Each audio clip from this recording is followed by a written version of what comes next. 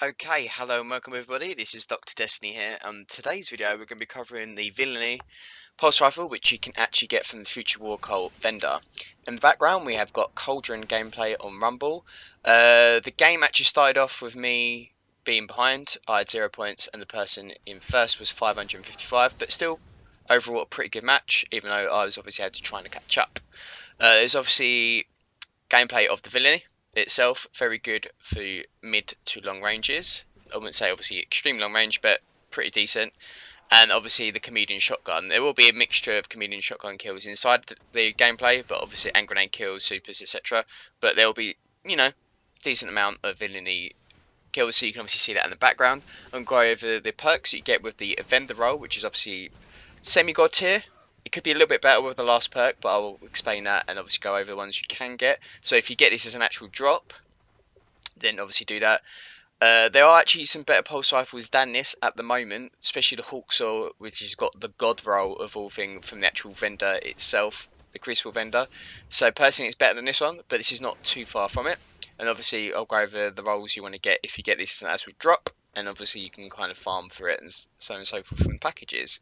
And obviously if you upgrade with Future War Cult, stuff like that. But either way, this as a vendor roll is pretty good in the right hands. And I'll explain why. The perks you get with it currently from the vendor itself, perks are, if I can find it, Head Seeker, body shots with this weapon increase precision damage for a short time. Very, very good for a pulse rifle. You can actually get that with the Trials of Osiris one, the Adept one. You get it with quite a few of them, actually, to be perfectly honest. And the second perk, obviously there's a few other mixed in as well, but they're not as important. Anything to do with stability will help you out. But the other perk you can get is glass half full, and this is obviously the vendor rolls, so they will always stay the same until the next vendor refresh, which will probably be when the next expansion comes. So glass half full is the bottom half of each magazine causes additional damage, which, you don't always get to the bottom half of the magazine because if you're dead or the target's already gone and you have to reload, but, it's still overall pretty good. Personally, the other perks I would go for in this department, we'll go over the perks first, and then obviously I'll go over the stat lines and stuff like that, what it's got. But I'll say the perks you want to go for, if you get this as a drop, obviously, you can get spray and play. This is probably more to do so with heavy machine guns, but either way, not too bad. It increases reload speed of the weapon when the mag is empty. Again, you're pretty much going to use most of your stuff anyways. Grenadier, if you want to kill yourself and reduce cooldown of your next grenade, obviously especially with void callers, which I always play so I can use blink, especially with the void callers nowadays, that would be pretty good with that as well. Third eye radar stays active. I think with the previous roll from the vendor, that is what you actually got. And also if you have, to be honest, Head Seeker is probably the best one, but you can get quite a few perks. This is with the first perk. Outlaw is very good. Precision kills with this weapon dramatically increase reload speed. Counterbalance, this weapon has increased stability, even though stability is quite good in this weapon anyways. Rangefinder, aiming this weapon increases its effective range. Again, the range is not too bad on this weapon, so that would obviously enhance that. Trying to think what else. I have the Storm potentially. The weapon becomes more accurate as your health gets lower. Not always the central thing you really want to get, because obviously you don't want your health to be low, but you get the idea. So the rate of fire with this is 66. The impact is obviously quite low. It's a 14. Range is 39, which is still pretty good for a pulse rifle, and you obviously can boost that with certain perks. This is baseline stats, by the way. Stability is 65. Again, you can increase this with certain ones you can get for it, and the reload is 71. So overall, not too bad. Very similar to stuff like Hawksaw, even Red Death to a certain degree. Is that type of mid-tier pulse rifles. Even the Grasp Mallet, even though the Grasp Mallet is one of the faster fire rate weapons in the game, for pulse rifles that is, obviously. The key thing I would say, which is your main contender to this, before I go over the other stats, in Rumble or PvP in general, is the Doctrine of Passing. Unfortunately, it took me about 3 or 4 gameplays to try and get this gameplay you got here.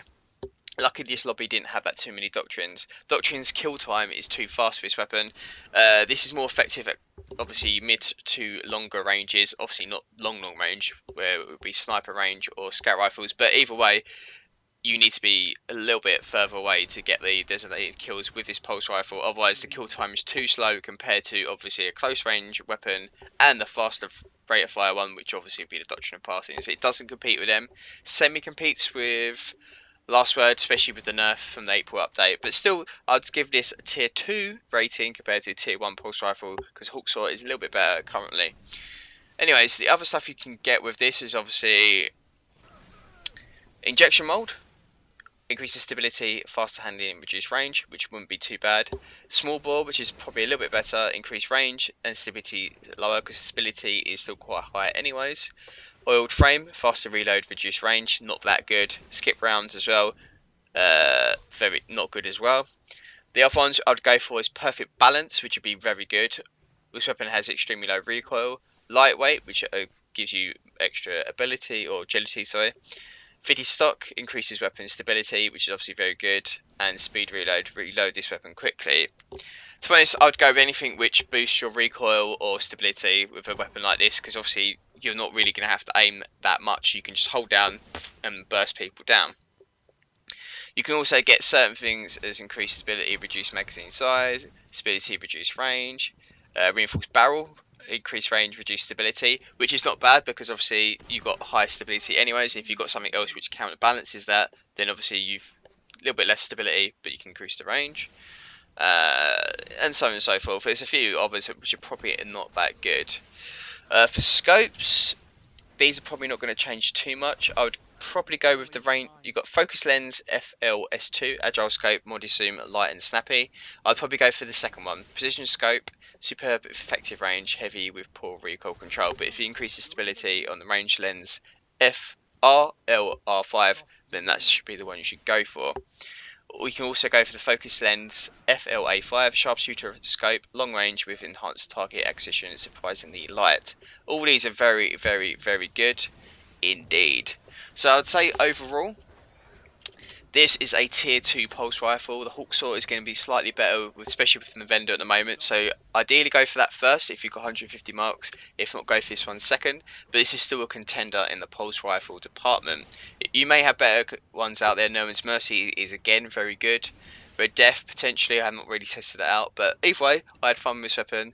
If the doctrine of passing meta kind of goes down, this will be, I'd say, tier 2 or maybe going in towards tier 1. So overall, hope you enjoyed the gameplay, guys. Pick up this weapon from the vendor. Try it out yourself. If you've got to spare 150 marks, buy it. See if you like it or not. It is preferred playstyle, but either way, it's still pretty good. Maybe not the best out there, but still a buy. Definitely worth a buy. Hope you enjoyed the gameplay, guys. If you're obviously new to the channel, please hit that subscribe button. I'll be doing more weapon reviews because of the April update. Give the video a like, that always helps me out, and obviously tell me what you think of the weapon and how you like the style of gameplay / commentary over the top. Anyways, guys, I hope you enjoyed it, and I'll see you all within the next video and weapon review. Bye bye.